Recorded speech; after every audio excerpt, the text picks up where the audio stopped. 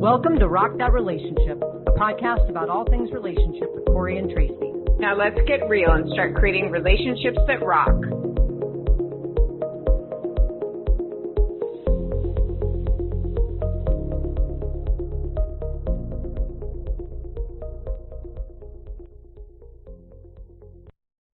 Hello, everyone, and welcome to another episode of Rock That Relationship. We are here talking about all things relationships. And so you came to the right place if that's what you want to know. And we are here with a guest today that we just have an amazing topic today. I'm so thrilled about this. We're joined by Shannon Watson, who's the Executive Director of Majority in the Middle. And we are talking about politics today and about how that influences the way that we actually engage and thrive in our relationships. So, Shannon, we're so glad to have you on the show today. Oh, I really appreciate the invitation. This is sort of an evergreen topic. Good, thank you. Yes. Yeah. Yes, for the rest of our lives, I believe this will be the case. Yes, exactly. Well, we've been curious to know, about how politics influences our relationships, particularly when our politics don't necessarily align. And so we're going to get a chance to hear all of your insight on this today. So maybe you could just start by sharing a little bit about your background and what drew you to your work with Majority in the Middle. So I have worked at the intersection of public policy and government. I've worked for government itself. I've worked for nonprofits. I've worked for for-profit companies, but very much in sort of the public policy space. And then I also did about 20-ish. After I got to 20, I stopped counting because I just it's just going to be a little plus. Stockton County, but about 20 years in electoral politics as well. Wow. And I helped start Majority in the Middle in 2020 because we had gotten to this place where it was kind of an enough situation. Politics was becoming a really big gulf in our communities, in our workplaces, in our relationships. And I was it turned out I had been noodling on this for about 15 years at the time. And so it was like, I don't know exactly how we're going to solve this, but I think we have to try. And I come to this from a really organic place. My mom and dad, I literally learned bipartisanship at the dinner table because my dad, my dad is a Republican. What I've started calling a legacy Republican. He's been a Republican for a very long time. Isn't super excited about how that label is referring to all members of his party right now. But so he's been a Republican. My mom is a Democrat or a Libertarian, depending on the day and the issue. Which I know people are like that's so weird. Sometimes we say she's so far left, she wraps around the other side. But it comes from, she's from rural Kansas. And most of the Kansans, like myself, I'm a Minnesotan by choice, but I'm a Kansan by birth. A lot of the Kansans have sort of that libertarian spirit, particularly in the rural areas. But they got together and their anniversary, 54 years of marriage on June 6th. Wow. And so they have been making it work, and they modeled that. So this idea that you can't be in relationship with somebody because your politics don't perfectly align is super foreign to me because I've gotten to watch it work every day of my life. Yeah. That's awesome. And so, okay, when you say, so your organization is called Majority in the Middle, right? Correct. So what do you mean by the middle? What is the middle now? I love this question. Has it changed, right? Yeah, I love this question because it means different things to different people. For some people, being in the middle means they're sort of on one side or the other, but they're moderate. They're a moderate Republican or moderate Democrat. For some people, like myself, it means that you have some views that align with the left and some views that align with the right. And so you really, for a long time, I was like, I don't belong on either team. I have shifted that to say I belong on both teams or multiple teams, because, it's very lonely to feel like you don't belong on either team. And then the third people who sort of classify themselves as in the middle is, and I actually got this from one of our board members who was a member of our state Senate for about 10 years. When she left, she was the minority leader, Democrat, and she came to our organization being very firm in her views. Like, she knows exactly what she believes in, and she was in a partisan office for 10 years. But she also believes in the act of governing, not necessarily in campaigning, but in the act of governing. Part of that job is to come together and collaborate and compromise and find those places where elected officials can agree. And so, that's the middle as well. Which that's kind of analogous to a relationship, right? Like, no matter what, you're not going to be lined up on most issues. I mean, you could be like, I'm having these issues now just of like household stuff, right? Like, whose house is it? Who gets to do what and all that kind of stuff. Right. How do you load the dishwasher? Right? Yeah, and then a lot of those things. Some people can be very entrenched in their way of doing it. And so the compromise is, okay, you load, I unload. Right. Or whatever. Right. Yeah. Or I'll do the dishes and you do something else. Yeah, exactly. Do you think that more people in this country, and we're just talking about the U.S., but like, are liberal, conservative, or centrist? So I lean on Gallup for statistics because Gallup is a known quantity, and they're good at what they do. So in January they released their rankings, their polling, and for 2023.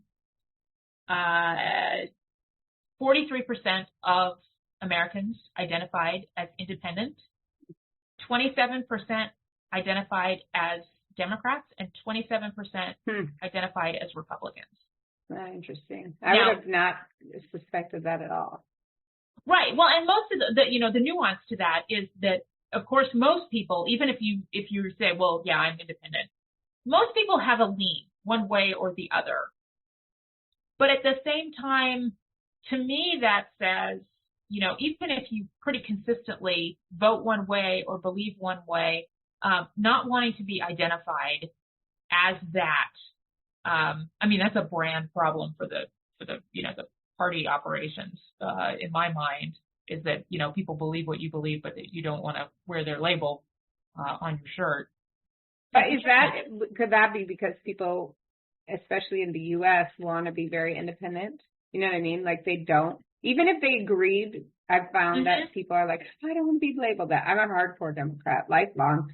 I will be till the day I die unless something drastic happens. And like, I have no issue with that, but I've seen so many people, it's not, I don't know if it's a libertarian or centrist. I would probably just call it centrist, where they really don't want to, it's more like the label bugs them, or that, they would be aligned with one party and then they're kind of stuck, or they feel, that they don't have choice then. Right. Well, I think one of the like where our name comes from, the majority in the middle, is one of the challenges that we see as a country. We are, we say we're so polarized and people have moved further and further apart. It's not necessarily that people have moved further and further apart. It's that you've got the extremes on this side being loud, and you've got the extremes on the other side being loud. And what you have in the middle is this gulf, because people in the middle have been dropping out. They've been saying, politics, that's gross. It's too much. I don't want to be a part of it. I'm not going to identify as a member of a party, or I'm not going to engage in political conversations, or all of these things. And so that adds to the feeling that we are more polarized than I think we actually are. It's just, when it's just the loudest voices are the ones on either end, then it's going to feel like that. And I think one of the things that we try to do is some narrative change around how polarized, how extreme people are. But that's the other thing. When you, when you adopt a label that is primarily controlled by other people, then you sort of, you wind up, guilty by association is a terrible sort of thing to put to it, but that's the best way I can describe it, is like you're almost never given the benefit of the doubt, and like, oh, okay, well, you're a Democrat. Well, this person that is awesome is also a Democrat. so you must be awesome. It doesn't go that way, right? We say, oh, well, this person who is terrible is a Democrat. So Tracy, you must be terrible. Right. Like, you know, Right. those kind of things. And so not wanting to be associated with the furthest extremes of each party, I think that may have something to do with it as well. And then, of course, the youngest generation, they don't like labels for anything. Mm-hmm. They don't like political labels. Some of them don't like gender labels. They don't like labels on their relationships. You know, they just don't like being put in a box by anybody else. Do you think? Can I follow up with that real quick? Yes. It's interesting that you say that, Shannon. In my non-Rock That Relationship days, I'm a Generation Z researcher. We've been studying them since 2014, and you know, clearly what you're talking about is spot on. And interestingly, I'll add, you were talking about the different types of in the middle. We've found that they relate mostly to having stronger positions, but like if you were to average them, you'd be in the middle. They're not moderate. They're very clear about their positions. They just haven't yet found a candidate. And I think I'm so glad that you're identifying that. I have been trying to bark up whatever tree I can, sending news reports out to anybody I can to say, hold on a minute, this is not the same moderate you're thinking of.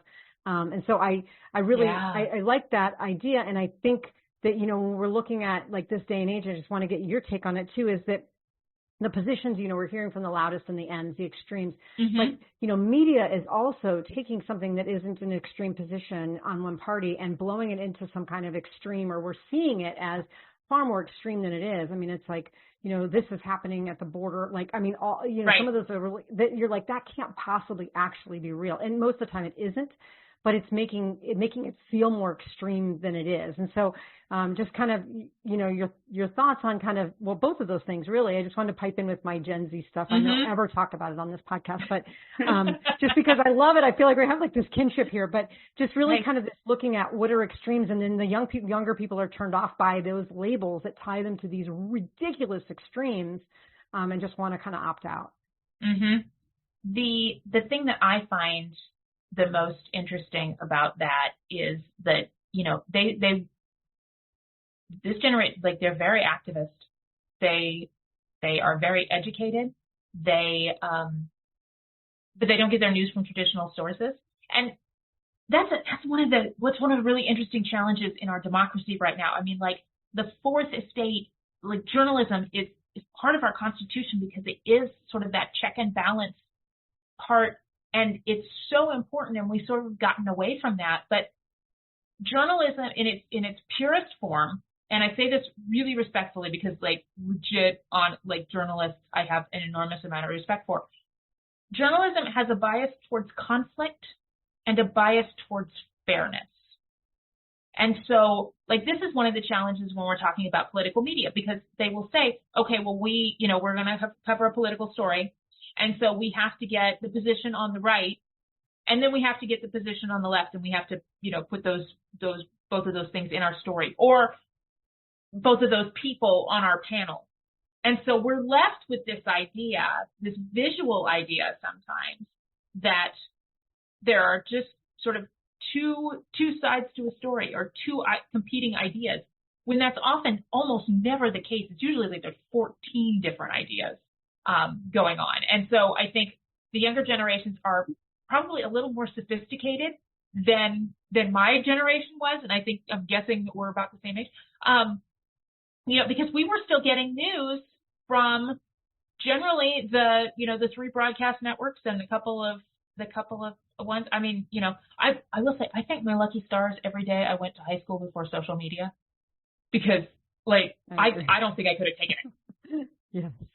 Well, I think that's what's fracturing us, right, so much, because everyone's getting their news from different sources, which may or may not be legitimate. And I remember the three, you know, network television shows to watch the news every night. And was I getting all the information I need to get in the world? I don't know, but it made it easier. It was much simpler. Your brain wasn't like on overdrive, you know? Right. And you didn't really have to question and again, not to say that, you know, the three major news networks didn't have bias, but you didn't have to question the accuracy of it, and you didn't have to question their, what's the word I'm thinking of? Well, they seem their that agenda. it's more, it's so much more opinionated. Like, or they're giving opinion versus, they may talk about some facts, but then it's just, even the ones I love, like I don't listen that much because it's just give me the facts and I'll make up my own mind. And when they're like feeding you their, opinion, and I feel like that's what's happening in relationships where I feel like, I've tried even friendships with people with very different views, and I've been like open to that, and they are not, because it comes down to a matter of facts. And I wonder if that's happening in personal relationships where the two different people in the relationship aren't even operating on the same facts. So do they even then do they bother? That can be enormously challenging, particularly when, every issue is to somebody a big deal issue. It doesn't have to be what we sort of think of nationwide big issues like tax policy and school immigration, choice, immigration, and LGBTQ and just all the big chunk kind of issues, healthcare. For some people, whether their mayor is out to get them based on like closing a street, like that can cause, like I do a lot of speaking to Rotary groups, and Rotary is very much like we don't do political speakers and whatever, and then I tell them what I'm talking about, and they're like, oh, we need that because we had that issue, like within our Rotary group, like we can't seem to get along because like this faction thinks that we shouldn't be meeting for our weekly meeting in a church because it goes against their religious beliefs to meet in somebody else's church or whatever. And I think it's the biggest challenge is trying to decide which is more important. Like, there's been this saying, do you want to be right or do you want to be in relationship? And in some things, is The Sopranos ending the worst ending of a TV series ever? Like, that's not something that's probably going to destroy your relationship, I hope. But politics can, right? But politics can. Yeah, it can. And so the thing that I'm seeing sort of is, instead of do you want to be right or do you want to be in relationship, I have seen sort of taken to another level. And so I've started calling it, do you want to be righteous or do you want to be in relationship? Because those are sometimes the choices that people are making. It's not only, is this right or wrong, but, is the person you're with a terrible human being for believing something different? And that's where it gets really, really hard because it's almost impossible to come back from. Because I feel like those are moral issues, So for me, that's an issue of morality. And then I'm judgmental on that, and I grew up in a family of Democrats. There's not one outlier there. And so for that reason, it was always, comfortable. And even coming out as gay back a long, long time ago, they were all fairly decent about it, not great, but like decent. Right. And I feel like these are really, really serious moral issues. And I think most people now, I would imagine, if you're getting into a relationship, no matter what age you are, you're having these discussions first to see if you even want to go forward. But what we've also seen are people who've been together for like 30, 40 years. And now, like you're saying, the parties, there are people in the parties who are going farther out. And some of those married people are following the extremists. And now what? Are they staying together, or can they stay together, or is it time to go? If you're that far apart on moral issues? That's a very good question. I would say the likelihood of people, diverging impact is less likely because we've been going down this path for probably about 30 years, actually.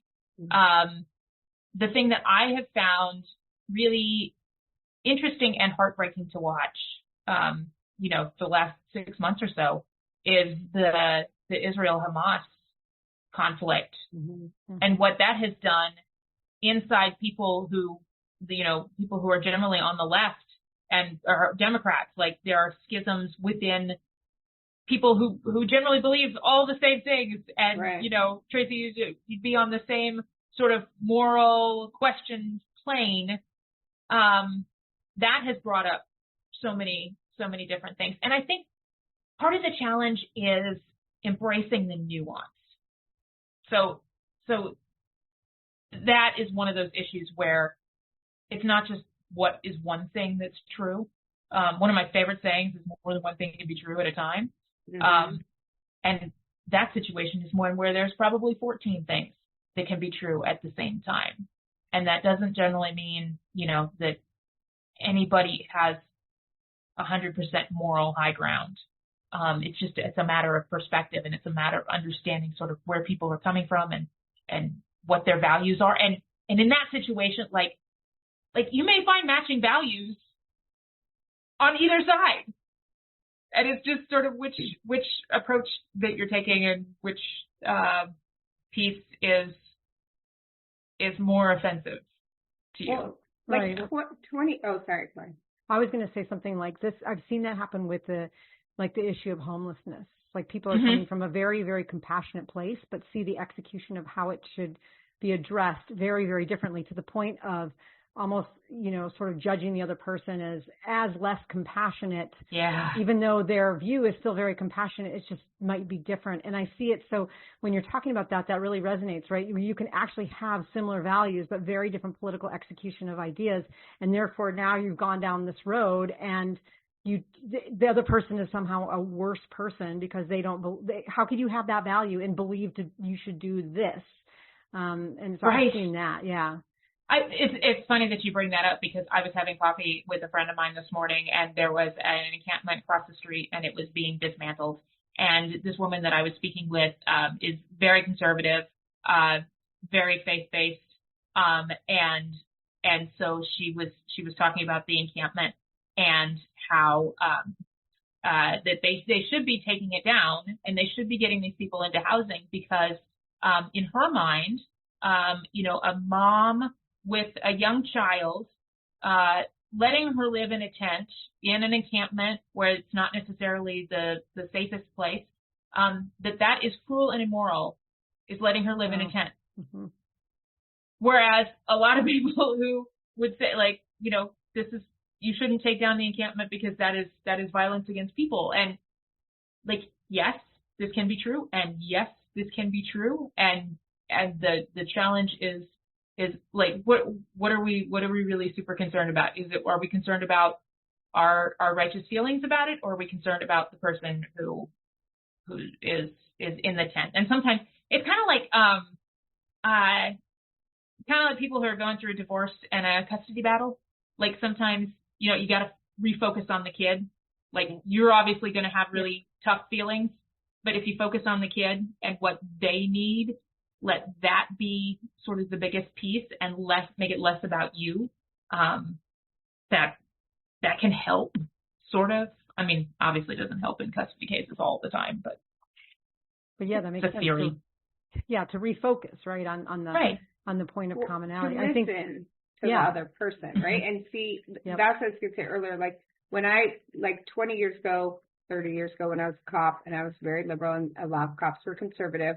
I felt like, you know, a Venn diagram, there was overlap, right? Mm-hmm. We all wanted to get to the same place of no homelessness, but we had different ways about going about it. But I could understand, okay, we want to get to the same endpoint. So why can't we just discuss? I mean, but that's the whole thing of a relationship. It's the whole thing of our, you know, representatives. Why can't we understand, especially when we elect people, that they are going to then have to compromise by listening and talking to somebody with a different opinion? And I do feel like that's the same in a relationship, whether it's the political issue or some other issue. Like if you can sit down and talk about it, and maybe if you want to get to two totally different places where some people want to just kill the immigrants or kill the homeless people versus helping them, then you can't come together. But if you both want to help or stop that problem, but you just have a different way of, you know, getting to that end point, right? And part of it comes from, you know, is your relationship strong enough to withstand that? And can you agree to disagree? I mean, obviously, if you are actively engaged in in the homelessness issue and you were working in an advocacy organization or you were a police officer having to deal with the encampment, obviously you've got a little different thing than just some neighbor down the street who is not actively engaged in the issue, but just sort of disagrees with their spouse about what should be done. At some point you have to decide, do you want to be right or do you want to be in a relationship? And can you agree to disagree? And for some people, that's totally fine. Like my parents have agreed to disagree on some things over the years.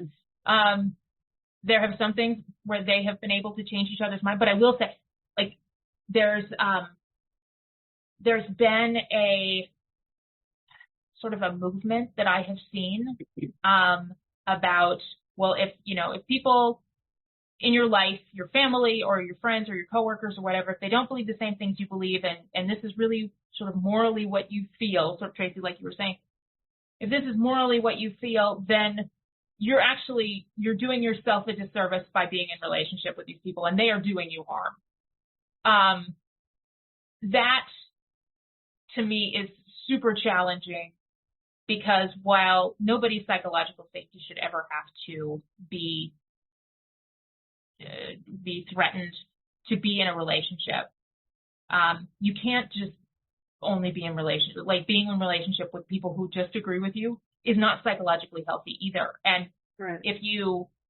I had the opportunity earlier this year to do a TED Talk. And one of the things that I talked about was if you have somebody in your life, a coworker or a family member or something, and you just cannot get it together with the politics, then find 5 things in your life that you can, that you do agree on. And that could be recreational activities or TV shows or, your kids are the same age or whatever. Prioritize those in your relationship and just let the politics, let the differences of opinion be okay. Because if you really want to change somebody's mind, exiting the relationship is never going to change anybody's mind. Never. Staying in that relationship and engaging in ways that aren't the harmful, aren't the fiery issue. Like that, we all need to quote unquote those people in our lives because it gets us out of our echo chambers. And when we say, okay, well, you and I, we disagree on something extremely basic. I can't have you in my life anymore. Not only do you not get to have any of that politics in your life, but you don't get to get the benefits of that relationship in your life. And there could be benefits. And it could be benefit to you, it could be benefit to the other person. Well, I agree with that. And I also believe that it's really hard to do. Like back in the day, being out and then having people attack me. And then I'm like, okay, I'm going to make them my friend. But then I had to endure a lot of stuff. And I think in this day and age, especially when people talk about microaggressions and stuff, like we were, a lot of people race based on race or LGBTQ status or, ethnicity, like those are macroaggressions, right? And so sometimes you do put up with it to try to move the needle. And it is really hard. It takes a toll. It takes such a toll on the person, who's receiving that. Yep, absolutely. Or vice versa. I mean, I have a friend who is super conservative and lives here in Minneapolis and has a hard time sort of navigating the social situations that he is in because he's usually outnumbered. And so when most of his friends think corporations are evil and he works for a Fortune 10 company, how could you do that? And why aren't you working in an advocacy organization with the rest of us? And, all these things, those aren't the macroaggressions in the same way, but at the same time, he's sort of having to defend his worldview and he feels like he has to do that a lot. And I think that's the difference. I mean, if there are people who are actively messing with you, or are people acting from a place of ignorance, and not malicious, but are they just ignorant? And do they not know? And that I think that is where some microaggressions come in. You don't know what you don't know. And so I don't know. I feel like there's this movement to accelerate the leaving of those relationships. Like canceling, meaning like the whole canceling people. Ooh, the whole cancel thing. Like that's a whole different sort of, it's like that on steroids, because often you're trying to cancel people who you don't even know. Yeah, that's so hard. That's so hard. There's accountability, and then there's sort of, I don't know, like malicious compliance. Well, right, like give people the opportunity to apologize or explain or understand, but that's not happening now. It's just X out, goodbye. Right. Okay, I'm going to say something that's that may be a little bit provocative, but the Me Too movement, I think there were legitimately bad dudes who did terrible things, knowing full well that they were doing them, abused power, legitimately sexual harassment, legitimate, sexual assault. I think there were also some dudes that got caught up in, this is what we say that dudes should be, and we haven't given people an opportunity to change their behavior. We have just said, okay, Me Too moved so fast. It was just like, this week, this is just the way men act. This week, the way men act is terrible, and they shouldn't do it, and we're going to punish them for the things that they did a year ago when they haven't had any sort of opportunity to change. So that is probably a terrible example. No, but it does make some sense, right? Because, we want people to learn, then we need to give them opportunity to learn. But I think about this cancel culture, even within like the people that we do know, right? Like, looking particularly at social media, for the past, I don't know, probably 10 years, but 8 years or so with social media, it's like, oh my goodness, there's that Uncle so-and-so who put that ridiculous thing up on Facebook and now it's in my feed, or I didn't know this person felt this way and now they're putting up what I think are inappropriate memes. And next thing you know, you have these like sort of silent barriers within a relationship where the other person might not even know that you're thinking that about them, or disgusted, or unfollowing them, or whatever it might be. And then impacting the actual relationships that you're having, because people are going to these extremes, and then they're like, fine, I'm just going to block you. And then it's like, but without conversation to say like, hey, wait a minute, I don't like what you're doing. And, instead it's just like, I'm done. And so I find that to be interesting as we look at like cancel culture in our own relationships, where we're doing that, particularly through social media, maybe not with our partners, because like we might live with them, but, for people that are outside of our households. I see that happen a lot.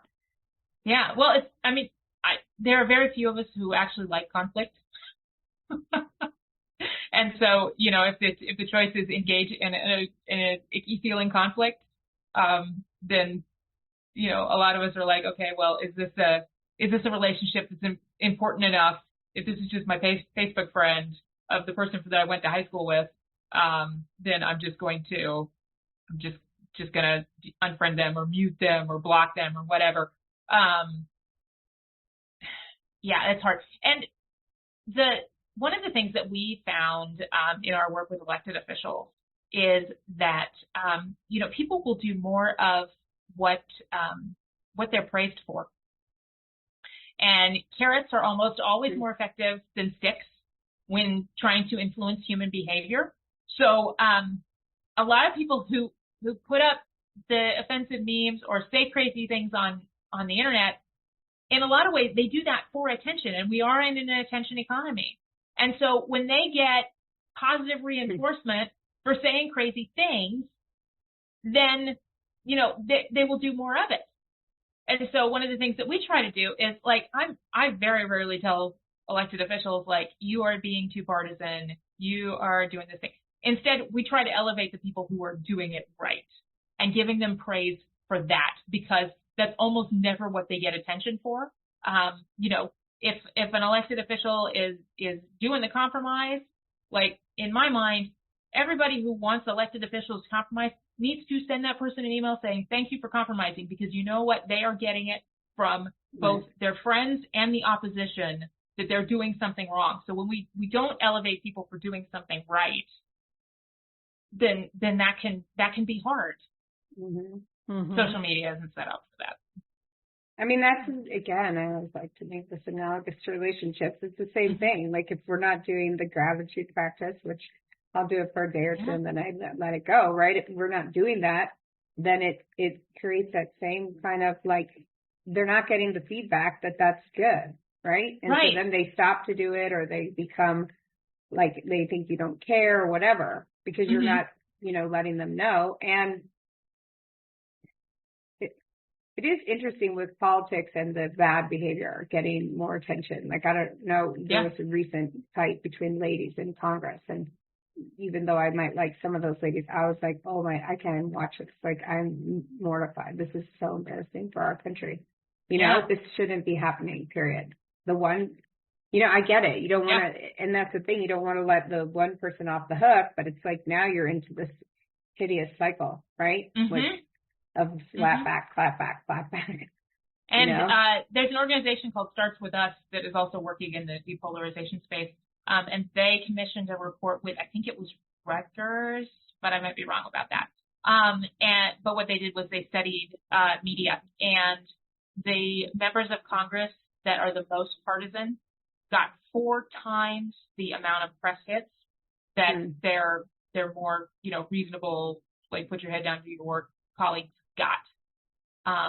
And so what that did was that encouraged them to, you know, do crazy things more, because it gets them more attention and they get some more money. And you know, that kind of begs the question. So I'm kind of a Holocaust, I've studied the Holocaust for decades, and here's the thing: do you ignore the extremes or do you not? Right. So if you don't give the media attention, like you're saying, right, they're getting immediate attention for these horrible things they're saying. But if we ignore them and let what they're going, you know, unsaid, it becomes unchecked, and it can spread, you know, behind the scenes in a much, it's a double-edged, you know, sword. Like, do you ignore them? Do you not give it? Because when they're getting that media attention, it's not that the media is saying, oh, you're great for being this obnoxious person or saying these horrible things. But they are getting, when they say something awful or do something awful, they're getting on every media outlet, right? But what if they're just behind the scenes promoting their awfulness and we don't address it? I think that's always been a question. Do you give more air to the fire or do you suffocate it? Yeah, that is a question that I don't know the answer to. It's very hard. There's a legislator here in Minnesota who gives a lot of really long floor speeches, the state senator, and turned out like, and it was really annoying, and it was just like, why are you talking about this over and over and over? And turns out that he uses that for his YouTube channel. He uses this as producing content for the YouTube channel, is his floor speeches, and so he's sort of multitasking between his 2 jobs.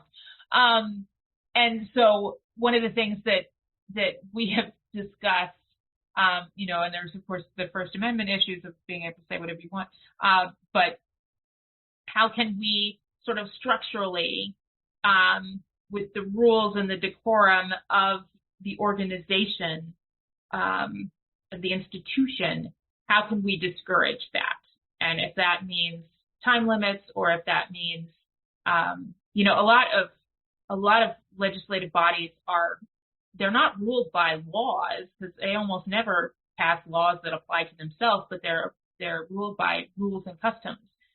So again, just within their own, you know, talk about, you know, everybody can have a time limit of how much they can talk on the floor, or that you can, you know, you can't use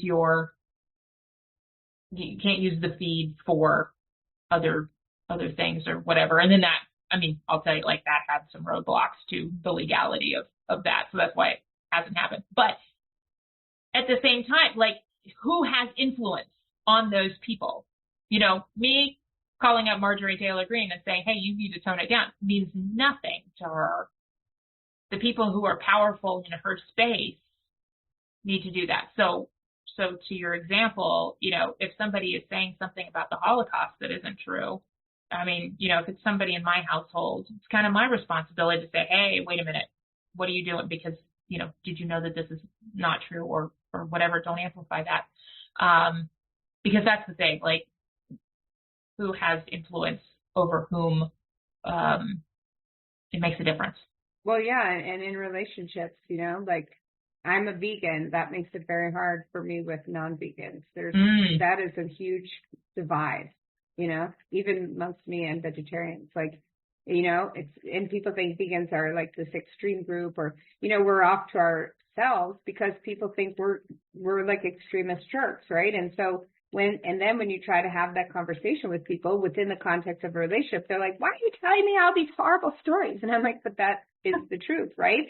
And I feel like all people in relationships dig their heels in on all these things. Abortion, like, I can't imagine being with someone who had a different opinion than me on abortion, right? Or like immigration. I mean, there are people who literally want to kill people coming, you know, trying to cross the Rio Grande. So, you know, it is very hard. I think that it's great what you're doing because you're trying to, like, help people in society at large, which then will trickle down to their relationships.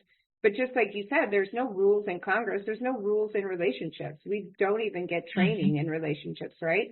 We just get in them because some movies showed us we're supposed to be in a lifelong love relationship.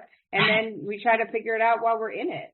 And I don't think we're making a mess of that. I mean, I personally am making a mess one after another, and then making a mess of our lives, like, with our entire, like, you know, political system and our whatever's happening in our country that is fracturing. I just see the parallels are really great. We're fracturing. Our country is fracturing at, like, every level.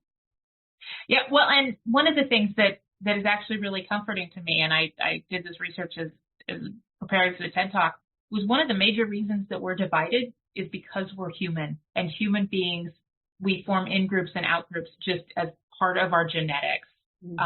You know, going back to caveman, you know, different might have meant dangerous. Right, and right. So we have these tendencies. We find the places and the people who are generally psychologically safe and affirming to us, and they're usually a lot like us. And so we just sort of generally do that. We do that naturally. I think sometimes it's this sounds terrible, but sometimes it's about saying, okay, I understand that you care very deeply about X, Y, or Z, and I don't care that much about it.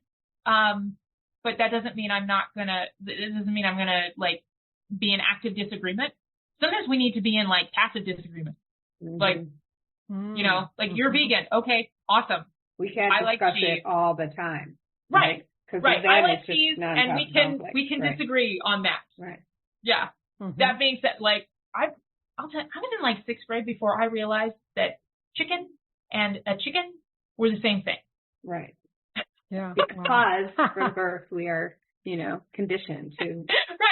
Right. And it's hard to overcome that conditioning. And I think it's the same with politics, right? People are conditioned. They grow up in certain households. You grow up in a household where you had both sides. I did not, which I'm happy with the side that I'm on. But, you know, I look at people and I'm like, oh, how could you be on that side? But that's what they grew up with. You know, that's what they were taught. And when you've been taught something from day one, it's very hard to overcome that. And it's just getting more and more vitriol spewing at us from every direction, you know? And I don't think we all have to, like, be looking we don't have to be looking to change our own perspective. I think it's more about being open to new information if it comes to us. 'Cause that's the thing, like if you are happy where you are, and that's great. Like, you're not out actively seeking out conflict with other people, that's fine. If they're not actively seeking out conflict with you, that's fine. Well, and I think about this idea too that, I've seen this happen particularly with couples where they might have had some similar values and political leanings when they first got together, and then either an experience happened or something changed one of their minds. And now all of a sudden, they're 15 years into a relationship, and then this other person's just like, wait a minute, I believe this. And they go off on this side kind of tangent to where they've been, and now they don't have any like standard operating procedure for how to get back. Like, it's one thing if you knowingly go into a relationship with someone who might have different views, but what are your thoughts on people whose views change somewhere midway in a relationship? That's a good question. So there is an organization that we've worked with quite a bit. There's a lot of organizations in sort of this good democracy depolarization space. And I think that's great because the more people working on this, the better. But there's an organization called Braver Angels. And one of the co-founders is actually a professor at the University of Minnesota who is he's a professor of marriage and family therapy. And so he took the marriage and family therapy skill set and applied it to political disagreements. And so Braver Angels, what they do is they teach people how to talk to each other across political differences. And they do trainings across the country, and they've got all kinds of people who are involved in this. And I highly recommend that because if you do find yourself in one of those relationships, and that could be with your spouse or with a family member or with somebody at work or whatever, then sometimes it's about just not engaging in the political discussion, but sometimes it is.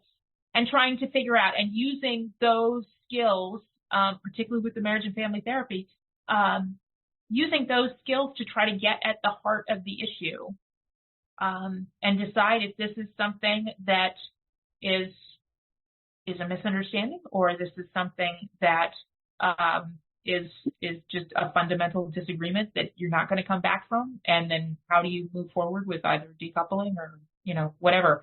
But I found that there's a lot of academics who work in this space. There's a lot of people who come from government, and so Bill Dougherty's approach from a marriage and family therapy perspective, I think that's one of the reasons that it's so effective, because it comes from that space and not necessarily from academia or whatever. That's excellent. What's funny about that is I teach leadership, and we get a lot of our information from marriage and family therapy research, because even about how to work with like your employees. Like, I think marriage and family therapy content is probably helpful for every single thing you do in the world. So I'm definitely going to look that up. That is great. See, it all comes back to therapy. And I just said to my best friend yesterday or the day before, she got so mad at me. Yesterday, I said, everybody needs therapy. No, everybody doesn't need therapy. Well, yeah, they do. The whole world needs it, and they need it from the time they're like in elementary school. And we'd all be a lot better off. Yeah, because like you said, there's no user guide to being human. There's no user guide to relationships, and sometimes the therapy can help us sort of write our own user guide as we go. Mm-hmm. Too many inputs for there to be a standard sort of thing. Well, that's the thing, right? Everything has everything, health issues, these relationship issues, political things. There's so many variables, and that's what I get so upset about with relationships. I feel like I'm a jerk. I'm not like the best relationship person, but I try really hard, and it upsets me when other people won't try, because I don't have the belief that everything should be easy. And it's also like when a politician gets elected, and then, when they're on the campaign trail, they should start saying, look, everything I'm saying is aspirational. This is what I want to do. When they're like declarative and they're like, I'm going to get this done. Well, how is that going to happen? Because the second you step foot in Congress, you've got 20, 30 people with, knives against you. Like, why don't you say, why aren't we more realistic? It's like everybody just believes that there's an easy answer, that there's a Band-Aid for everything, that Band-Aid will fix it. Rather than, like, when you go to therapy, the therapist is like giving you scaffolding, and outside of therapy, you have to put in the work to understand stuff. And like a politician the president can't do everything. Yeah. There's a mayor in this general area, and he was working on a thing, and I try not to like disclose who this person is, but was working on an issue when I was working for a chamber of commerce, and so we were in a meeting, and I said, hey, this is, in my mind, this is, mission for you. This is not what your job as the mayor is to do. And he said, and I said, why do you keep going down this path? And he said, well, when somebody who lives in the city calls me and says, I have this problem, they're not interested in hearing, well, that's not the city's responsibility. And I was like, okay, that's fine, but isn't it part of your responsibility to not sort of duplicate levels of government? Right. Like, isn't part of your responsibility to educate them that, actually the county is responsible for that, or the state is responsible for that, or the federal government? Like, so much of our challenges with elected officials, I think, have to do with sort of like you said, like what is realistic for their job description. And so when we have gridlock in Congress and a lot of the sort of federal issues trickle down into the states, sometimes it's not about solving federal problems at the state level. Sometimes it's about saying, no, this isn't ours to do. Federal government, you need to do that. And then putting pressure back up to say, you guys need to solve this problem. But what often happens is people were like, well, my constituents are calling me and saying, I have this, you need to get engaged in this because the federal government isn't doing it, or the state isn't doing it. And so, the city council gets involved in things.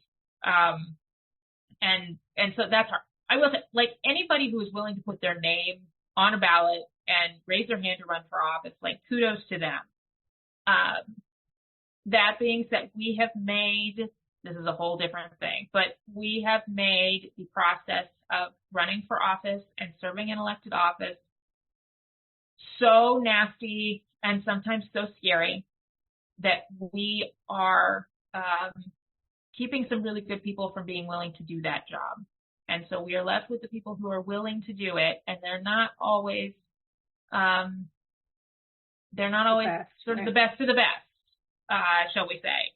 So I think part of, not having the Marjorie Taylor Greenes of the world in elected office is supporting people who are true public servants when they want to run, and, not protesting at people's homes, and, not saying nasty things on social media. And like, there's so many things. I used to work with a lot of first-time candidates, and particularly women.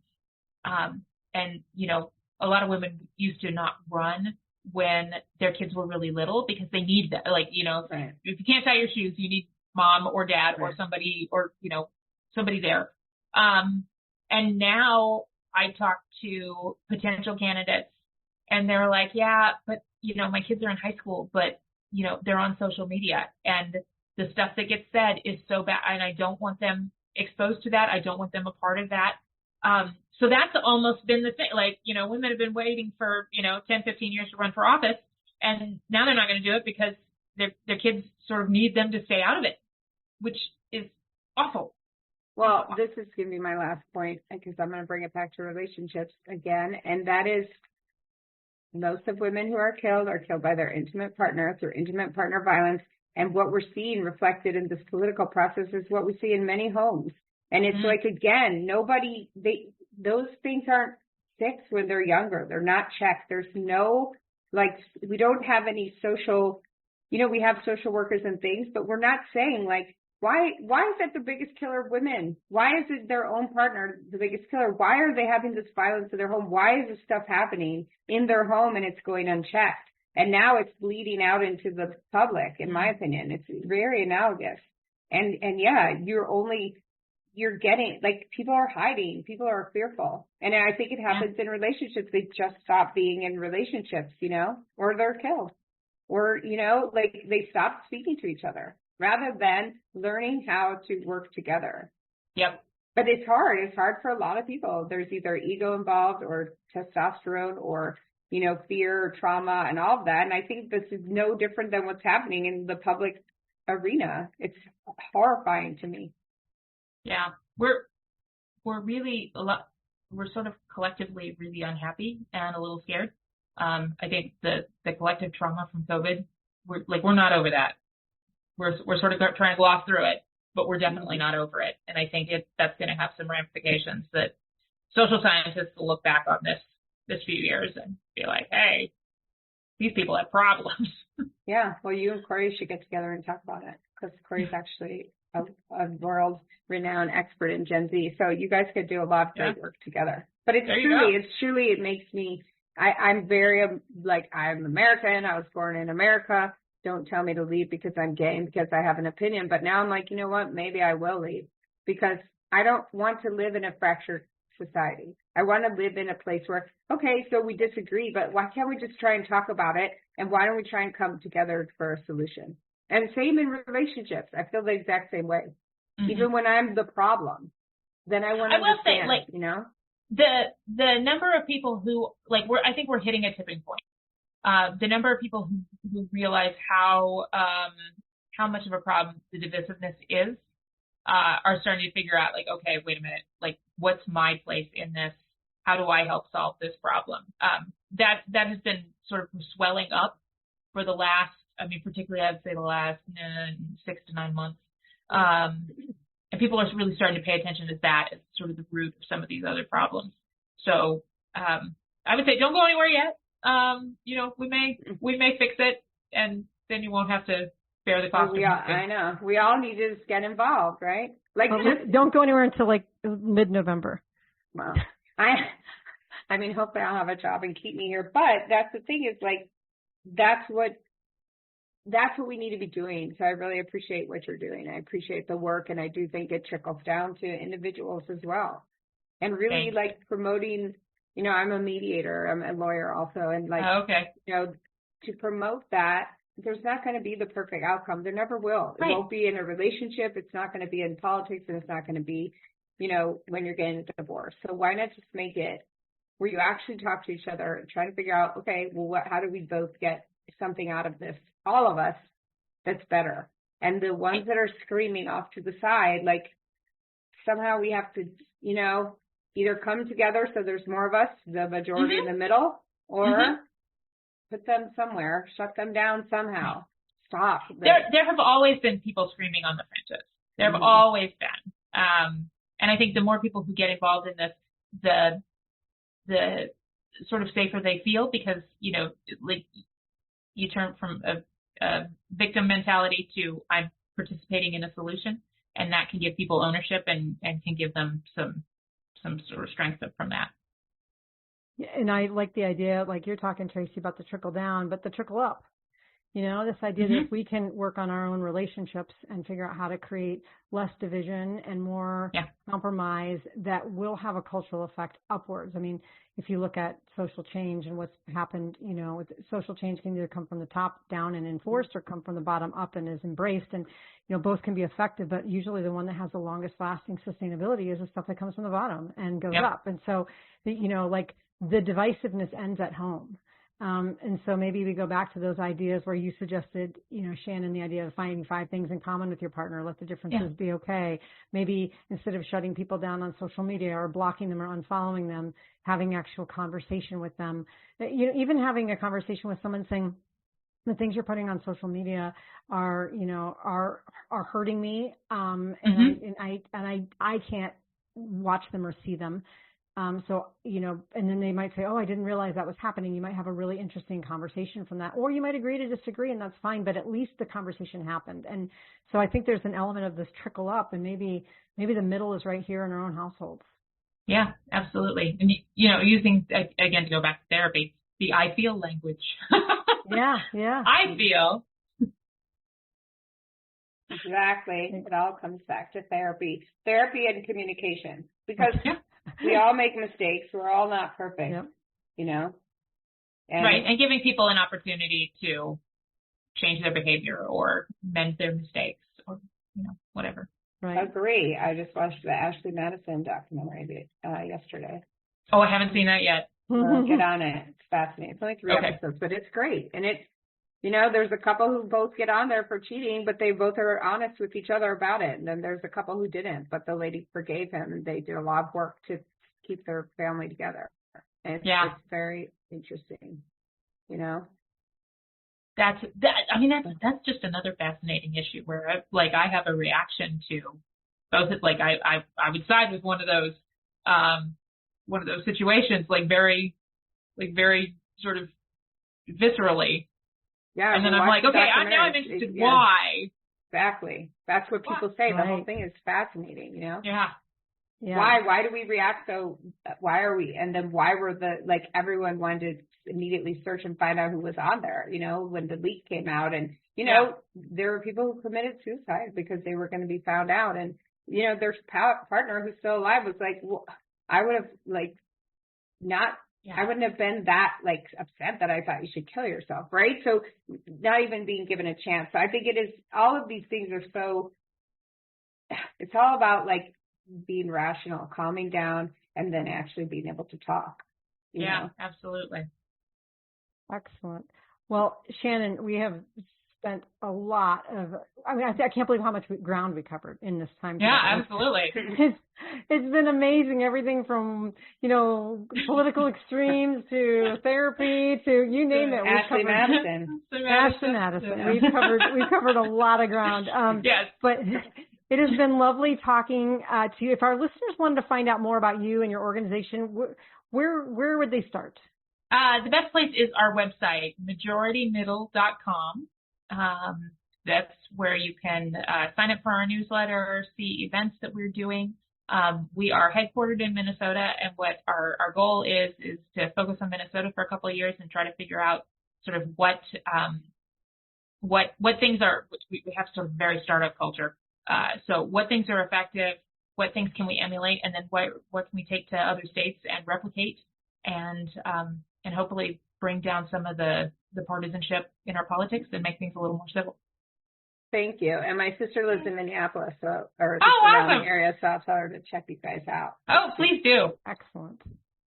Yeah. Well, wonderful. Well, again, Shannon, really thank you so much for being on here. I'm sure our listeners are, you know, probably copiously taking notes as I was, as the academician that I am. Yeah. But anyways, thank you so much. And for all of our listeners, again, you know, thank you for tuning in for another episode. And until our next one, go out there and rock those relationships.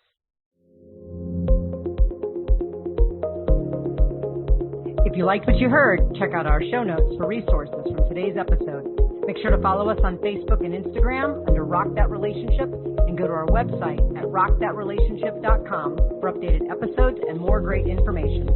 Thanks for listening. Now go rock those relationships.